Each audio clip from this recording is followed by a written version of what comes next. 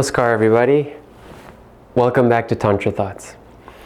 Today's video is called Mindfulness versus Tantra, but more specifically versus Madhuvidya. Now, mindfulness is a pretty universal concept, and it can also fall under the umbrella of Tantra. Except that in Tantra it could be referred to as dharana, which means concentration. But I have identified a better counterpart to match mindfulness in Tantra, and it's called the concept of Madhuvidya, or the practice of Madhuvidya. So I'm not going to try to convince anybody in this video that one is superior to the other, or that those two are even all that different. But nonetheless, I'm going to make some important distinctions. It's important to understand that mindfulness and Madhuvidya will work differently for different people, or may even become more relevant to an individual depending on where a person is on his or her spiritual journey. Let's start by discussing the very popular notion of mindfulness. You may have noticed the mindfulness revolution take place on magazine covers, yoga studios, and even corporate work environments. In fact, now even companies like Cisco or Facebook or Google are investing in mindfulness classes and training for their employees. These companies recognize the high-stress work life their employees have to endure and are willing to invest in mindfulness classes to make their employees' productivity more effective. So what is mindfulness?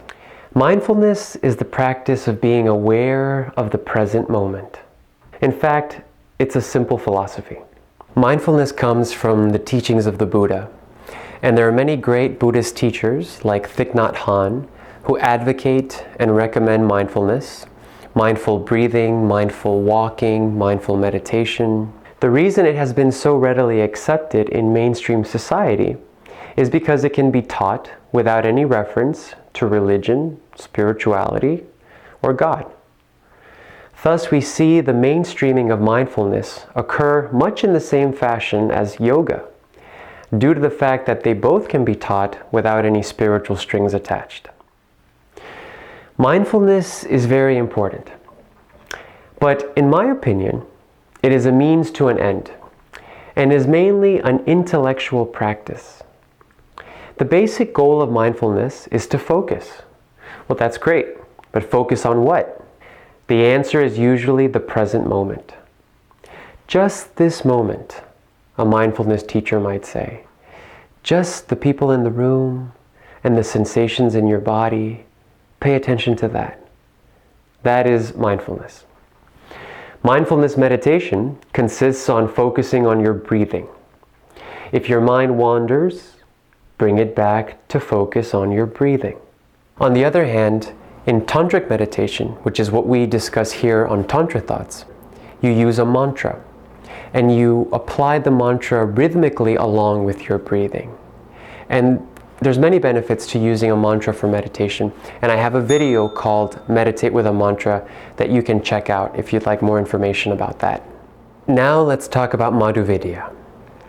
So Madhuvidya is a Sanskrit word.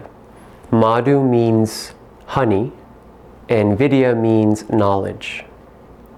So it can be translated as the awareness of the divine sweetness in everything.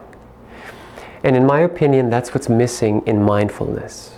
In mindfulness, you're paying attention to the things around you and to what is happening in the moment.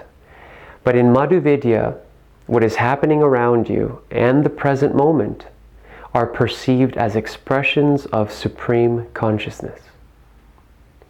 So let's give two examples.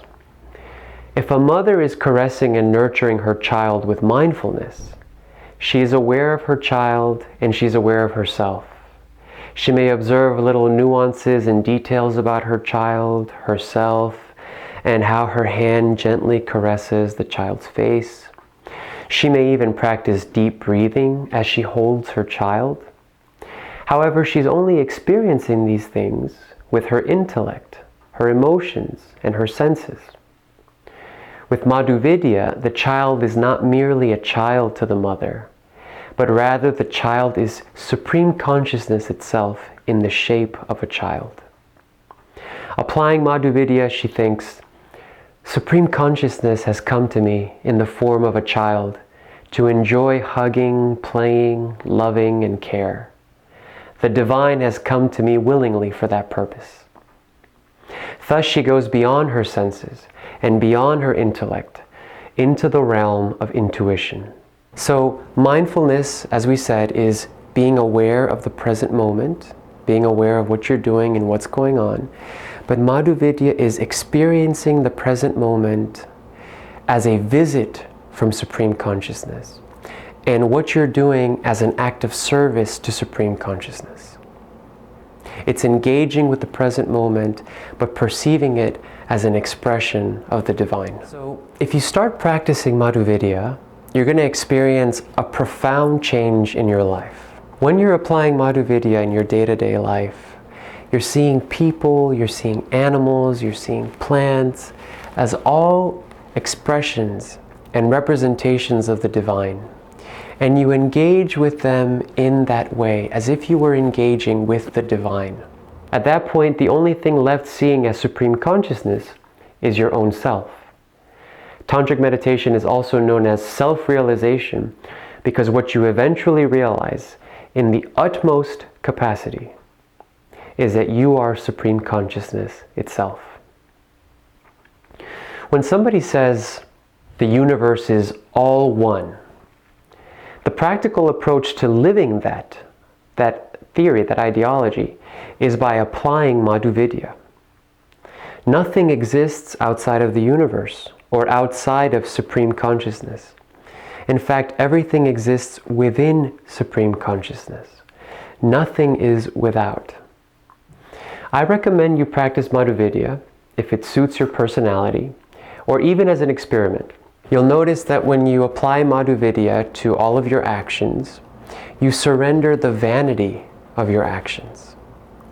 You also surrender the attachments and the afflictions that sometimes come with our daily actions, with our daily karma. Practicing Madhuvidya, the world will become sweeter.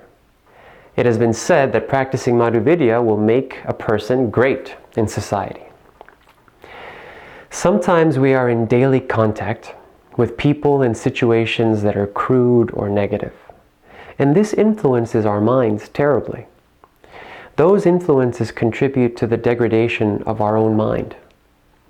Therefore, we have to take cosmic ideation and learn to see the world how it actually is, as thought waves and expressions of the Divine.